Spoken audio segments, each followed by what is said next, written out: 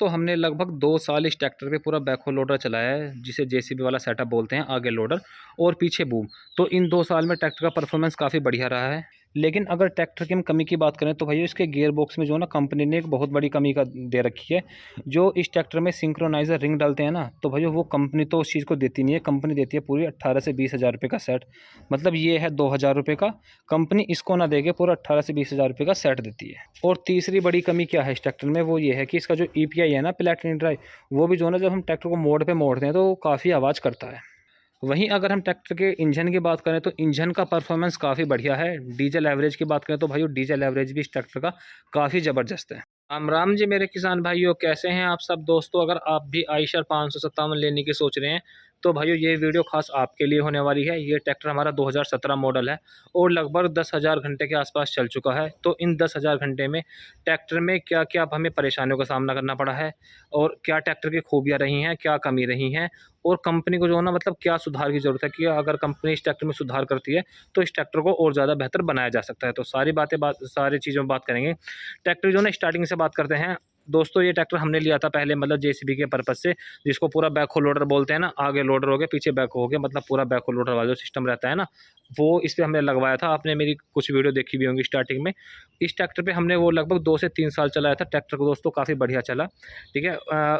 लेकिन जब ट्रैक्टर पुराना हो जाता है ना, देखो नया तो किसी भी कंपनी का ट्रैक्टर ले लो आप, चाहे कोई बढ़िया ब्रांड हो चाहे लोकल ब्रांड हो, 2 से 3 साल तो देखो सभी कंपनी के ट्रैक्टर चल जाते हैं। लेकिन भाइयों बात आती है जब ट्रैक्टर पुराना हो जाता है, उसके बाद जो मेंटेनेंस रहता है या फिर जो मान लिया कुछ सामान की ज़रूरत पड़ती है, तो वो हमें किस तरह अवेलेबल रहता है या फिर इसमें कंपनी का क्या रिस्पॉन्स रहता है, वो सारी बातें मैं आपको बताऊँगा। फ्रंट से शुरुआत करते हैं तो दोस्तों, जो इसका जो ना देखो, एक तो फ्रंट में रिम भी देखो दोस्तों, मेन मायने रखता है। ट्रैक्टर जो रिम है, हब है, फ्रंट एक्सल है, स्पैंडल है दोस्तों, इस ट्रैक्टर के काफ़ी हैवी ड्यूटी मजबूत दिए गए हैं।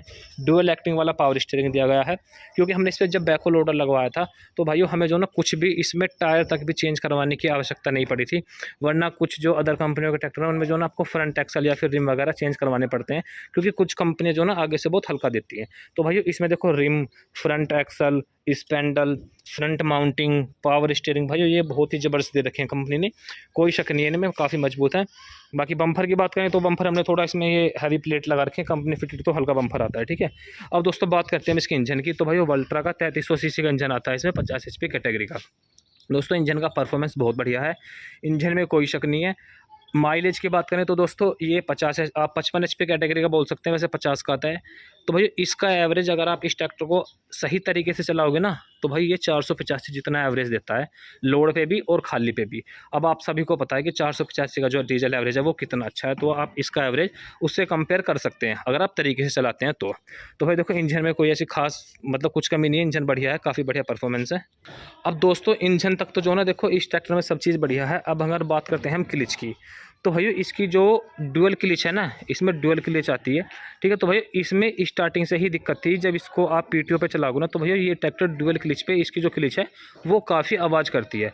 तो लेकिन मैंने एक दो से पूछा तो उन्होंने बताया कि अब जो नए मॉडल आ रहे हैं उनमें कंपनी ने इसका सुधार कर दिया है, जो डुअल क्लिच है वो आवाज़ नहीं करती है। अब दोस्तों जो मेन कमी है ना, वो स्टार्ट होती है इसके बाद, वो है इसके गियर बक्से की। जो इसका गियर बॉक्स है, इसमें सिंक्रोमैक्स गियर बक्सा आता है, जैसा कि गाड़ियों वगैरह में भी आता है। ठीक है। तो इसमें भाई होता क्या है, जो गियर बॉक्स रहता है ना, उसमें भाई सिंक्रोनाइज़र रिंग चलती हैं। उन रिंग का काम रहता है वो जो है ना, मतलब गियर को शिफ्ट करके और गियर को, मतलब जैसे हमने पहला गियर डाल दिया तो वो गियर वहाँ से निकले ना, ये काम होता है सिंक्रोनाइज़र रिंग का। ठीक है। भाइयों वो क्या है, कुछ टाइम में घिस जाती हैं, क्योंकि जब देखो कुछ भी चीज़ें जब चलेगी तो देखो घिसेगी भी। ठीक है। अब अगर मान लिया वो घिस गई, अब हमें भाइयों ज़रूरत पड़ी, हमें वो सिंक्रोनाइज़र रिंग डलवाना है। ठीक है। अब कंपनी से या आयशर के शोरूम या हमारे यहाँ पे गाज़ियाबाद में आयशर की डिपो भी है, जहाँ से पूरी यूपी को सामान जाता है आयशर का। ठीक है। तो मतलब वहाँ पे भी इसका मतलब हमें ज़रूरत तो रहती है सिर्फ सिंक्रोनाइज़र रिंग की। मैं आपको अभी मतलब सिंक्रोनाइज़र जो रिंग रहता है मैं दिखाता भी हूँ आपको। दोस्तों ये रहता है सिंक्रोनाइज़र रिंग, इसका काम रहता है गियर को शिफ्ट करना और गियर को रोक के रखना, कि जिससे गियर जो है वो बार बार ना निकले। ठीक है। अब भैया ये जो ना देखो ज़रूरत पड़ती है सिर्फ इसकी, हमारे ट्रैक्टर जो ना गियर बक्से में अभी तक सिर्फ इन्हीं का सिंक्रोनाइज़र रिंग का काम हुआ है, आज तक किसी भी गरारी वगैरह में कोई काम नहीं हुआ है। ठीक है। अब जो सिंक्रोनाइज़र रिंग है ना, अगर आप इसे कंपनी में लेने जाओगे तो भैया आपको ये खाली नहीं मिलेगी, मतलब इसके साथ मिलेगा पूरा गरारी का सेट, जो कि लगभग 18 से 20 हज़ार रुपये का है। अब आप कंपनी का मतलब या तो इसको डिज़ाइन गलत कह लो, या भाई फिर कंपनी की कमी कह लो कि वो पार्ट्स को अलग अलग नहीं देते हैं। अब दोस्तों जो ये सिंक्रोनाइज़र रिंग है इसकी आफ्टर मार्केट कीमत है लगभग 600-700 रुपये, ठीक है। अगर मान लिया भाई इसे कंपनी से ख़रीदते हैं तो 2000 हो जाना चाहिए, लेकिन भाइयों ये कंपनी इसको जो ना अलग देती ही नहीं है। अब ये देखो कितनी बड़ी कमी है, मतलब आप इसको ना देके पूरा पूरा गरारी का सेट दे रहे हैं, तो भाइयों बताओ कहाँ पे 1 से 2000 रुपये, मान लिया 2000 का जाएगा ये, और कहाँ पे 20,000। तो देखो मतलब कितना गलत डिज़ाइन है कंपनी का ये, कि सिर्फ एक इस सिंक्रोनाइज़र रिंग को ना देके पूरा एक गरारी का सेट देते हैं, जो कि भाइयों 18 से 20,000 का पड़ता है। तो देखो कंपनी को जो ना गियर बॉक्स में सुधार की बहुत ही बड़ी आवश्यकता है, इस चीज़ को वो सुधारें, ठीक है। इस सिंक्रोनाइज़र रिंग को अगर वो अलग से देना स्टार्ट कर दें तो भाई बहुत ही बढ़िया काम हो जाएगा। अब देखो हमारे इस ट्रैक्टर में कमी क्या है भाई, देखो जैसे ट्रैक्टर ट्रॉली पे चलता है तो पहला गियर का यूज़ काफ़ी होता है, ठीक है।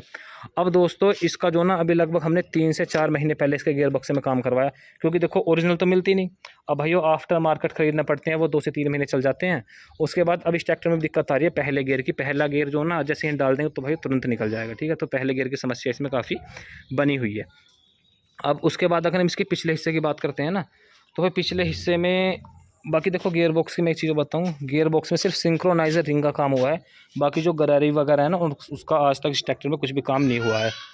अब दोस्तों ट्रैक्टर की बात आती है पिछले हिस्से की, भाई इसका पिछला हिस्सा जो वो आता है प्लेटनरी ड्राइव, ईपीआई बोलते हैं जिसको, ठीक है। ईपीआई प्लेटनरी ड्राइव, हर कंपनी अलग तरीके से इस चीज़ को बताती है, ठीक है। तो भाई इसके जो प्लेटनरी ड्राइव में जो ना एक दिक्कत है, जब इस ट्रैक्टर को हम मोड़ पे मोड़ते हैं ना, वो दिक्कत इसके मतलब 1-2 साल बाद ही स्टार्ट हो गई थी। मतलब जब ट्रैक्टर को मोड़ पे मोड़ते हैं तो इसका जो ईपीआई है वो भाई आवाज़ करता है। बाकी अब जो बता रहे हैं वो ये बता रहे हैं कि कंपनी ने इस चीज़ का भी सुधार कर दिया है, जो इनका ईपीआई है वो आवाज़ कम करने लग गया है। तो चलो अच्छी बात है, देखो हमने तो अभी मतलब देखा नहीं है कि वो आवाज़ कर रहा है नहीं कर रहा है, पर बाकी मेरे सुनने में आया है। तो भैया इसके एक ईपीआई में भी कमी थी कि ये ईपीआई जो है इसका आवाज़ करता है। इस जो क्राउन पिनियन है, क्राउन पिनियन का ट्रैक्टर में आज तक कुछ काम नहीं हुआ है, ठीक है। ईपीआई का काम भी नहीं हुआ है, सिर्फ इसमें जो स्टार डलते हैं ना, जो क्राउन में स्टार डलते हैं, 4 स्टार डलते हैं, तो भाई स्टार का इसमें लगभग 3 से 4 बार काम हो चुका है, ठीक है। बाकी और लिफ्ट वगैरह तो देखो ये इसके ठीक ठाक चल भी रही है, ठीक है। तो बाकी एक कमी और रह गई थी, एक कमी और बताता हूँ मैं आपको। देखो इसमें जो कंपनी का एक डिज़ाइन हो रहा है जो गलत दे रखा है काफ़ी, ये देखो आप, मतलब जैसे सभी कंपनियों में या जैसे 485 में क्या होता है, जो भाई ये क्लिच हाउसिंग से ट्रैक्टर जुड़ गया, ठीक है, यहाँ पे पीछे जुड़ गया। अब जब अगली फ्रंट माउंटिंग में जुड़ेगा तो भाई ट्रैक्टर पे मतलब पूरा इंजन से कनेक्ट रहना चाहिए, ठीक है। लेकिन इन्होंने क्या कर रखा है, इसमें सिर्फ जो ना चैम्बर से कनेक्ट कर रखा है ट्रैक्टर को, ये देखो, ठीक है। 3 वोल्ट इधर है, 3 वोल्ट उधर है, सिर्फ जो सारा लोड है वो भाई चैम्बर पे है, जो ऊपर का पूरा इंजन है उस पर कोई लोड नहीं है, ठीक है। तो भाई यहाँ पे होता क्या है, आपने एक तो वीडियो देखी होंगी, उसमें आयशर जो है बीच से टूट गया था, हमारे भी ऐसे टूट गया था। क्योंकि जब ट्रैक्टर में मान लें पीछे कुछ लोड आएगा ना, और ट्रैक्टर ये आगे से उठेगा और अगले वाला ट्रैक्टर खींचेगा, ठीक है। जैसे ही झटका लगेगा, क्योंकि सिर्फ चैम्बर पे लोड है भाई, चैम्बर जो है बहुत आसानी से टूट जाता है। हमारे साथ भी एक बार ऐसा हादसा हो चुका है। तो फिर हमने उसको मतलब आगे से ऐसा हादसा ना हो, तो ये देखो हमने इधर भी एक ही प्लेट लगा रखी है, लगभग 17-18 mm मोटी है, ठीक है। 2 बोल्ट यहाँ पे हैं और 2 बोल्ट यहाँ पे हैं। इस साइड हमने प्लेट लगा दी ऐसी, जिससे मान लिया ट्रैक्टर आगे से ऐसे कभी ना टूटे, और ऐसी जो है इस साइड लगा दी, ठीक है। पीछे 30 नंबर के बोल्ट हैं, आगे 24 नंबर के 2 बोल्ट है। तो इससे ट्रैक्टर की जो काफ़ी सेफ्टी होगी है। और क्योंकि देखो आगे से मान लिया भाई ट्रैक्टर ट्रॉली पे चल रहा है, बाजी पर फंस जाता है तो आगे की तरफ ट्रैक्टर खींचना भी पड़ जाता है। तो इस सेफ्टी को ध्यान में रखते हुए हमने इसमें सुधार कर रखा है। बाकी कंपनी इस चीज़ को नहीं देती है। तो भाई इस ट्रैक्टर में जो 3-4 कमी है वो मैंने आपको एक बार दोबारा से बता देता हूँ। एक तो इसमें कमी है चैम्बर की, कि इसमें जो सारा लोड है वो चैम्बर पे दे रखा है। दूसरी बड़ी कमी है इसके सिंक्रोनाइज़र रिंग की, ठीक है। कंपनी को इस पर खास तौर पे ध्यान देना चाहिए, क्योंकि अब आप खुद अंदाज़ा लगाओ, अगर मान लिया भाई ट्रैक्टर में गियर बॉक्स का काम हो रहा है, चाहिए हमें सिर्फ ये सिंक्रोनाइज़र रिंग, अब कंपनी इसको ना देके पूरा पूरा गरारी का सेट देगी। 2000 कहाँ पे 2000 और कहाँ पे 18 से 20,000 रुपये, ठीक है। तो भाई जो मैंने ये जायज़ कमी बताई है, आप कमेंट करके ज़रूर बताना आपको मेरी बातें कितनी सही लगी हैं। और देखो मेरा मानना ये भी है कि आज के टाइम में जो सबसे कम सुधार कर रही है ना, वो आयशर कंपनी कर रही है। क्योंकि मैंने बहुत उसमें देखा है, मतलब कुछ भी कम जैसे अदर कंपनी रहती है ना, अगर मान लिया उन्हें लगता है कि भाई इसमें यहाँ पे सुधार की ज़रूरत है, वो कंपनी तुरंत मतलब उसमें जो ना चेंज कर देती है। लेकिन आयशर जो इन्होंने एक बार मॉडल बना दिया, वो भाई सेम जो ना उसी को देते रहते हैं, क्योंकि इन्हें पता ही नहीं है कि ट्रैक्टर में सुधार क्या करना है। ग्राउंड पे कभी जाते ही नहीं है, ठीक है। जब ग्राउंड पे नहीं जाएंगे, कस्टमर से बात ही नहीं होगी, तो उस कंपनी सुधार करेगी क्या।